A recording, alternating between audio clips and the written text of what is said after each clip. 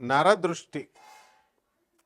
వసుదేవసుతం దేవం కంసచాణూరమర్దనం దేవకి పరమానందం కృష్ణం వందే జగద్గురుం. జగద్గురువైనటువంటి శ్రీకృష్ణ పరమాత్మల వారికి, జగదేక వీరుడైనటువంటి అర్జునుల వారి పాదపద్మాలకు నమస్కారం చేస్తున్నాను. మరి ఇప్పుడు అందరూ కూడా ఉద్యోగాలు రావట్లేదండి అని ఒక బాధ, వచ్చిన ఉద్యోగాలు ఊడిపోతున్నాయండి అన్నది రెండో సమస్య.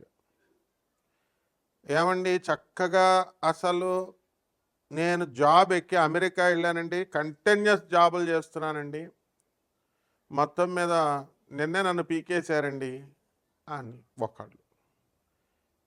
మరి ఎప్పుడైనా దాన ధర్మాలు చేస్తే కదమ్మా మీరు 15 లక్షలు సంపాదించేస్తారు అమెరికాలో. చేస్తామండి వాళ్ళకి, ఆ తానా వాళ్ళకి ఇచ్చామండి, వీళ్ళకి ఇచ్చామండి. వాళ్ళకి కాదమ్మా, పేదవాళ్ళకి ఏం చేసావు, అనాథ పిల్లలకి ఏం చేసావు, సాధువులకి ఏం చేసావు, తర్వాత మనము వికలాంగులకి ఏం చేసావు.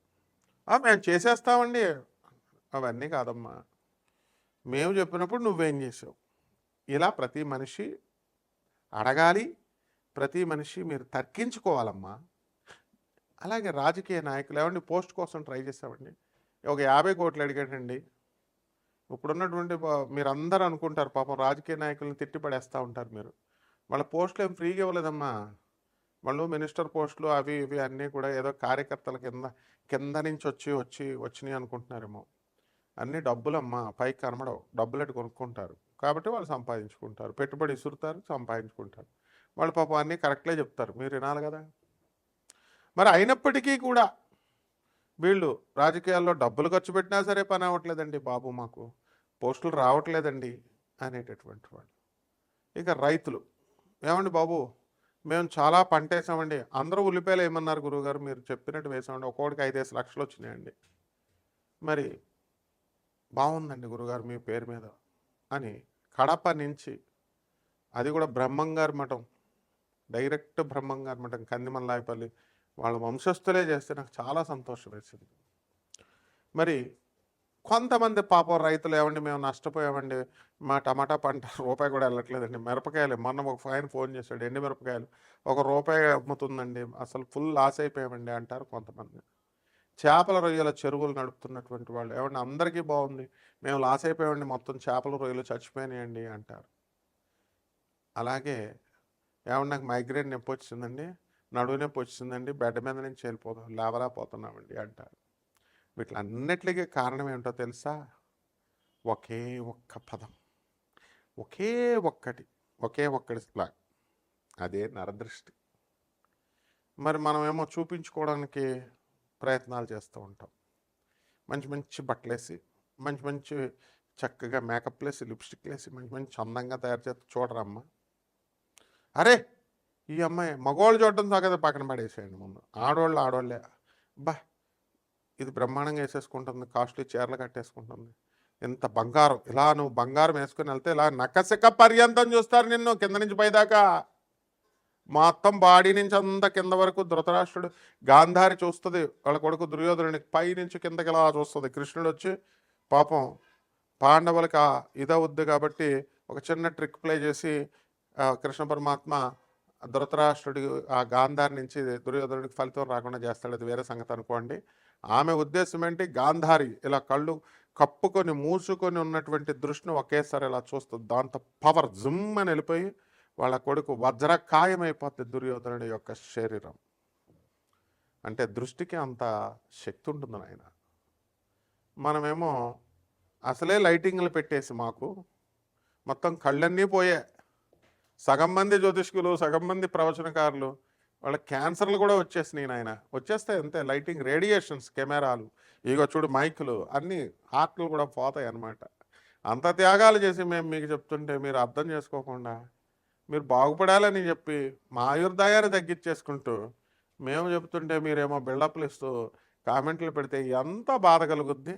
అప్పుడు లోన్ నుంచి ఛీ వీడికి ఇదా చెప్పేది మేము, ఇలాంటివి అంటారా, గురువుకే పంగనామాలు పెడతారా వీళ్ళు అని మనసు బాధపడుతుంది కదా.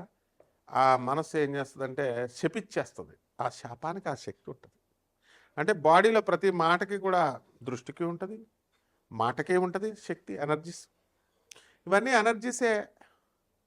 ఇప్పుడు మంచి వయసులో ఉన్న కుర్రాడు ఉంటాడు, వాడు కొత్త పెళ్లి కొడుకు పొద్దెరగడనే సామెత ఉంది, కొత్తగా పెళ్ళైనాడు వాడు అసలు తల్లి మాట విండు, తండ్రి మాట విండు.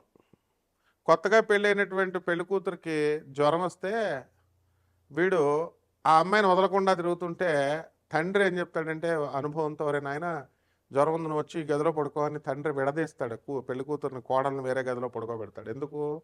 అతనికి తెలుసు జ్వరం వైరస్ బాగా పెరిగిపోద్ది, వీడు కూడా సిక్ అయిపోతాడని. జాండిస్, లివర్లో పోడాలు, ఇలాంటివన్నీ జరుగుతాయి. అంటే ఎనర్జీస్, బాడీ అంతా ఎనర్జీసే. మరి ఇప్పుడు ఆ వయసులో ఉన్న ఆ కుర్రగాడికి మరి 60 సంవత్సరాల వయసు వచ్చేసరికి, 60 కూడా ఎక్కలేదండి, 48 దాటేసరికి ఎరెక్టైల్ డిస్ఫంక్షన్, పనిచేయవు, ఆర్గన్స్ పనిచేయవు.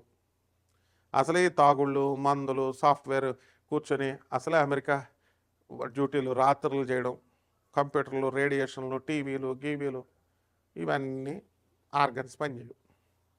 మందు తాగడం వల్ల లివర్లు పనిచేయవు, అరుగుదల శక్తి పోద్ది. ఇవన్నీ ఎలాగదే, ఇవన్నీ ఎనర్జీస్. విన్నారమ్మా? తర్వాత ముఖ్యంగా మీకు తెలియనటువంటిది ఏంటంటే, ఇవి ఒక్కొక్కడికి ఫోన్లు చేసుకొని గంటలు మాట్లాడుకుంటారు. అందరికీ క్యాన్సర్ వచ్చేది, అందులో డౌటే లేదు. మీరు ఏమైనా సైన్స్ స్టూడెంట్లా? నేను ఐఐటి మెడ్రాస్లో ఫిజిక్స్లో డాక్టరేట్ షిఫ్ట్ చేశాను. మా తెల్లారితే రేడియేషన్స్ వాటి మధ్యలోనే ఉంటాను నేను, నాకు తెలుస్తుంది అంతా. మరి గంటలు మీరు మాట్లాడితే ఏమో తెలుసా? ఈ ఇన్స్ట్రుమెంట్స్ వల్ల, ఈ పరికరాల వల్ల మీకు రేడియేషన్స్ వచ్చేసి క్యాన్సర్లు, ఇలాంటి రోగాలు వచ్చేస్తే మైండ్ బ్లాక్ అయిపోతుంది, ఏంటి దిమ్మ తిరిగిపోద్ది. అలాంటి ఇంకొకటి ఏంటంటే, ఇంకో రేడియేషన్ ఉంది మీకు తెలియనటువంటిది. వాళ్ళ బాధలన్నీ చెప్తా ఉంటారు, మీరేమో ఆనందంగా అవునా, వాళ్ళ కుటుంబ విషయాలన్నీ ఇలాంటివన్నీ అడుగుతూ ఉంటారు. దాంతో వాళ్ళ రేడియేషన్స్ అన్నీ మీకు ట్రాన్స్ఫర్ అయిపోతాయి, నెగిటివ్ ఎనర్జీస్ అన్నీ మీకు ట్రాన్స్ఫర్ అయిపోతాయి. ఇందులో ఏ మొహమాటం లేదు. నన్ను కాదనే శాస్త్రవేత్త ఎవడూ లేడు, నేను చెప్పిన దానికి ఎదురుకుండా వచ్చి నిలబడే మొనగాడు ఏ పండితుడు లేడు. ఎందుకంటే నా గురువులంతా లెజెండ్స్. చాగంటి కోటేశ్వరరావు, గరికపాటి నరసింహారావు, సామవేదం షణ్ముఖ శర్మ, వద్దిపత్తి పద్మాకర్రావు, నండూరు శ్రీనివాస్ గారు, మా బెల్ట్ ఎట్టుకుని కొట్టేసే మా సత్యభామ చెల్ల, వీళ్ళంతా మన బ్యాక్గ్రౌండ్ అనమాట. అంటే వాళ్ళు మంచి చెప్పారు కాబట్టి మన గురువులు వాళ్ళు. ఇప్పుడు మనకు కొత్త జాబితాలో మా గురుగారు మహాయోగి, హిమాలయ యోగి ప్రభాకర్ గారిని చేర్చుకున్నాం. వాళ్ళంతా అంటే వాళ్ళు మంచి చెప్తుంటే, వాళ్ళు మంచి చెప్తున్నారు కాబట్టి వాళ్ళు ఫాలో అవ్వంటారా బాబు అని మనం కూడా ఫాలో అవుతాం. మరి అలాంటిది మీరు ఫాలో అవ్వాలి కదమ్మా, తెలుసుకోవాలి కదా. అంటే నెగిటివ్ నరఘోష అనేటటువంటిది ఉంటుంది. కాబట్టి ఎవ్వరు అయినా సరే, ఏ పండితుడైనా, ఏ పురోహితుడైనా, ఏ శాస్త్రవేత్త అయినా, ఎవరైనా సరే కాదనలేనటువంటి నిజాలు ఇవన్నీ కూడా. కంటికి ఒక శక్తి ఉంటుంది. మీరు ఎగ్జిబిట్ చేసుకోవాలని మంచి మంచి బట్టలు వేసుకొని మంచి మంచి స్టైల్గా వెళ్తుంటే, అబ్బా ఎంత కాస్ట్లీ బట్టలు వేసుకున్నారు, ఎంత కాస్ట్లీ నగలు వేసుకున్నారు, మాకు ఎంత పొలం ఉందో, అంత పొలం ఉందో, అవన్నీ తీసి వాట్సాప్లో పెట్టడాలు, ఎగ్జిబిషన్ చేసుకునేటువంటి, చూపించుకోవడం అనేటటువంటిది చాలా ఎక్కువ మంది చేస్తారు. అసలు మిమ్మల్ని నరఘోష అనేటటువంటిది మీరు చూపించుకొని ఎక్కువ తెచ్చుకున్నారు. అంటే పడుకున్న గాడిదని లేపి తన్నించుకోవడం అనమాట. కాబట్టి అలా కాకుండా కొంతమంది చాలా సీక్రెట్ గాళ్ళు ఉంటారు. ఈ సీక్రెట్ గాళ్ళు ఏం చేస్తారంటే అసలు చెప్పరు అనమాట. పనికిమాలిన సోదంతా చెప్తారు, పనికొచ్చేవి చెప్పరు అసలు. ఇది వీళ్ళు చాలా తెలివైన వాళ్ళు, వీళ్ళు చాలా డేంజరస్ ఫెలోస్, వీళ్ళని చాలా దూరంగా పెట్టేసేయాలి. నాకు 8 సంవత్సరాల క్రితం ఒక అమ్మాయి, ఏమండి మా ఆయన నన్ను కొట్టేస్తున్నాడండి, బాధేస్తున్నాడండి, అర్థం చేసుకోవట్లేదండి, ఇలాగనమాట బుర్ర తినేసి అనమాట, మా అత్తగారు ఎప్పుడు చచ్చిపోద్దండి అంటూ. అలా 8 సంవత్సరాలు నెగిటివ్ రోజు. ఏమంటే గురుమాదశలో పోతారులే అమ్మ అన్నాం అనుకోండి, అమ్మ అలాంటివి అడగకూడదు అంటే, పంతులు నువ్వు కాకపోతే వేరే పంతులు చెప్తాడా అనేవారు. పంతులు అంటే నాలుగు చీరేస్తాను, ప్రొఫెసర్ని పట్టుకొని యూజ్లెస్ ఫెలో అని చెప్పినా సరే సిగ్గు లేకుండా మళ్ళీ కొట్టేది. ఇలాగా చాలామంది జనాలు ఉంటారనమాట. వాళ్ళు ఎంతసేపు ఏంటంటే వాళ్ళకి నెగిటివ్, వాళ్ళ బాధలన్నీ చెప్పి మనకు నెగిటివ్ ఎనర్జీ వచ్చేస్తారు. కాబట్టి ఇటువంటి నరదృష్టి అనేటటువంటిది అందరూ పెట్టేస్తారు. దానికి విరుగుడికి మహాపండితులు బయలుదేరిపారనమాట. వీళ్ళంతా యూనివర్సిటీస్లో, ఐఐటీస్లోనూ అక్కడ పిహెచ్డీలు చేసేసినటువంటి వాళ్ళు. వీళ్ళు నల్ల మిరపకాయలతో చేసేయండి, ఎర్ర మిరపకాయలతో చేసేయండి, పచ్చమిరపకాయలతో చేసేయండి, బూడిద గుమ్మడికాయలతో చేసేయండి, ఉప్పుతో చేసేయండి, నీళ్ళతో చేసేయండి, నిమ్మకాయలు కోసేయండి.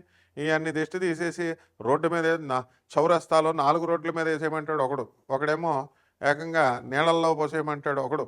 నా ట్రాన్స్ఫర్ అయిపోయి ఈ యొక్క నరదృష్టి ట్రాన్స్ఫర్ అయిపోయి అటుపోద్ది అంటాడు. బయట వాళ్ళు తేరగా దొరికారని బయట ఫ్యామిలీ మెంబర్స్ తిప్పుకోవాలి. అవన్నీ నరఘోషవి, నరదృష్టివి, దిష్టి తీయడం.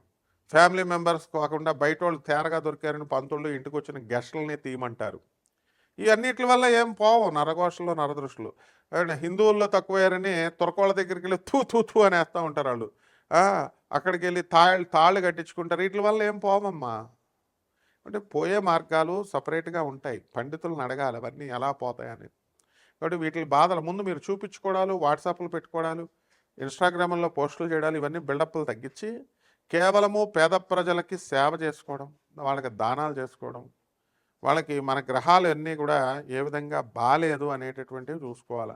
గ్రహాలు అనగానే నవగ్రహాలు అనుకుంటారు. భూత ప్రేత పిశాచాలు ఇవన్నీ కూడా గ్రహాలు అంటాం. వేతాళ గ్రహం, భూతాళ గ్రహం, భూత గ్రహం, ప్రేత గ్రహం ఇవన్నీ అంటారు. అవన్నీ మనం నెక్స్ట్ వీడియోలో సరదాగా కొంచెం కొంచెం తెలుసుకుందాం. నా వీడియోస్ ఫాలో అవుతూ ఉండాలన్నమాట.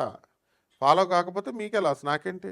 మనమేమి నాన్ కమర్షియల్ బేసిస్తో మొత్తం పరిపూర్ణంగా జాతకాలు చెప్తాం మనం. కాబట్టి అన్ని రాశుల వారు ఈ యొక్క నరదృష్టి 12 రాశుల వారి మీద ఎలా పడుతుందో ఈ వీడియోలో మనం చర్చిద్దాం.